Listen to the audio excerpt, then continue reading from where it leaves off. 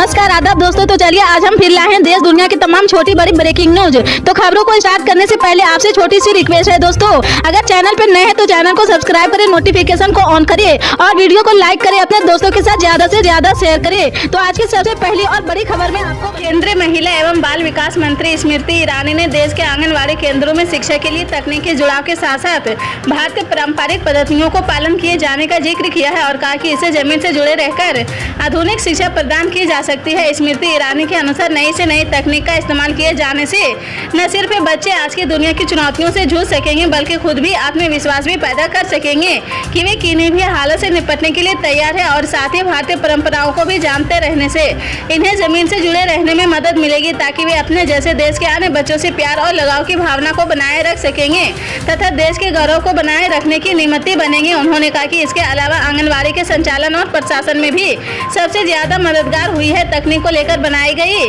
Holistic approach और तकनीक से तैयार किए गए हैं डायरेक्टर की मदद से मंत्री सचिव और संचालन से जुड़े अन्य लोगों को तुरंत भी पता चल जाता है कि किस आंगनबाड़ी केंद्र में या किस आंगनबाड़ी केंद्र के किस डेस्क पर कोई चीज या काम अटक रहा है।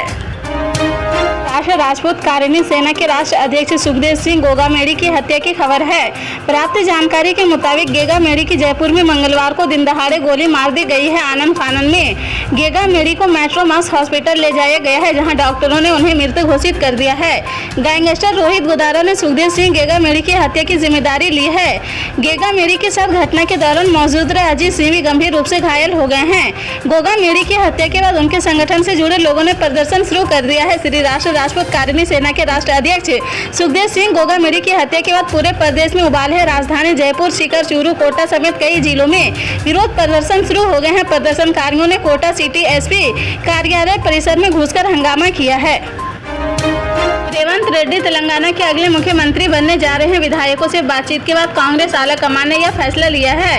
उन्हें जून जुलाई 2021 में तेलंगाना कांग्रेस का प्रमुख नियुक्त किया गया था। इसके बाद से वो लगातार जमीन पर काम कर रहे थे। रेवंत रेड्डी का जन्म महाबूनगर जिले के कोंडा रेड्डी पल्ली में 8 नवंबर 1969 को हुआ था। छात्र जीवन में अखिल भारतीय विद्यार्थी परिषद के सदस्य रहे रेवंत वर्ष 2006 में स्थानीय राजनीति में उतरे थे। बता दें कि रेवंत रेड्डी को लोकसभा चुनाव 2019 में कांग्रेस प्रत्याशी के रूप में मल्काजिगिरी संसदीय सीट से प्रत्याशी बनाया गया था। इस चुनाव में उन्होंने टीआरएस प्रत्याशी मर्री राजशेखर रेड्डी को हराया था। इसके बाद उन्हें 20 सितंबर 2018 को कांग्रेस की 3 कार्यकारी अध्यक्षों में से एक नियुक्त कर दिया गया था।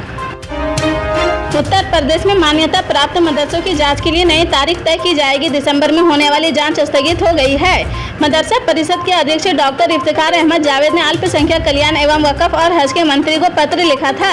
पत्र का संज्ञान लेते हुए मंत्री ने जांच टाल दी है। मंत्री ने जांच को फिलहाल आगे बढ़ाते हुए थोड़े दिन बाद कराए जाने की बात कही। उत्तर प्रदेश में अस्थायी और मान्यता प्राप्त मदरसों की जाँच करने के आदेश के बाद उत्तर प्रदेश के मदरसा शिक्षा परिषद के अध्यक्ष ने अल्पसंख्यक विभाग के मंत्री को पत्र लिखकर इसको रोकने की बात कही। मदरसा परिषद के अध्यक्ष ने कहा कि जांच से मदरसों की पढ़ाई प्रभावित होने की संभावना है, साथ ही परीक्षा संबंधी कार्य भी प्रभावित होने की संभावना है। पत्र में लिखा कि जांच प्रक्रिया लंबित कार्य को अलंबित कर सकती है। पत्र में यह भी लिखा कि बाकी बोर्ड के साथ साथ मदरसा बोर्ड की परीक्षा कराई जाए, इसका ख्याल रखा जाए। इस बाबत परिषद के अध्यक्ष ने जांच टालने की बात कही। छत्तीसगढ़ के विधानसभा चुनाव में कांग्रेस की बड़ी हार और बीजेपी की प्रचंड जीत के बाद अब राज्य के नए मुख्यमंत्री को लेकर चर्चाएं तेज हो गई है। छत्तीसगढ़ के राजनीतिक गलियारों से लेकर चौक चौराहे पर मुख्यमंत्री के नाम को लेकर चर्चा हो रही। चलिए आज मुख्यमंत्री के टॉप 5 चेहरों की बात करते हैं जिनके नामों पर छत्तीसगढ़ में सबसे चर्चाएं हो रही है। 3 दिसंबर को मतगणना के बाद चुनाव परिणाम चौंकाने वाला है। बीजेपी ने पूर्ण बहुमत से जीत दर्ज की है। इसके बाद देर शाम तक कांग्रेस के मुख्यमंत्री भूपेश बघेल ने राज्यपाल को अपना इस्तीफा सौंप दिया है। अब 90 में से 54 सीट जीतने वाली बीजेपी सरकार बनाएगी। इन्हीं 54 में से बीजेपी से मुख्यमंत्री होने वाले हैं, लेकिन इस पर निर्णय बीजेपी के केंद्रीय नेतृत्व लेने वाली है। इसके लिए सोमवार की रात दिल्ली में एक बैठक हो चुकी है। अब जल्द ही बीजेपी 3 राज्यों पर पर्यवेक्षक नियुक्त करेगी। इसके बाद राज्यों में जाकर विधायक दल की बैठक होगी। इसके बाद मुख्यमंत्री का चेहरा स्पष्ट हो जाएगा। इस प्रक्रिया में से 5 से 7 दिन तक समय लग सकता है।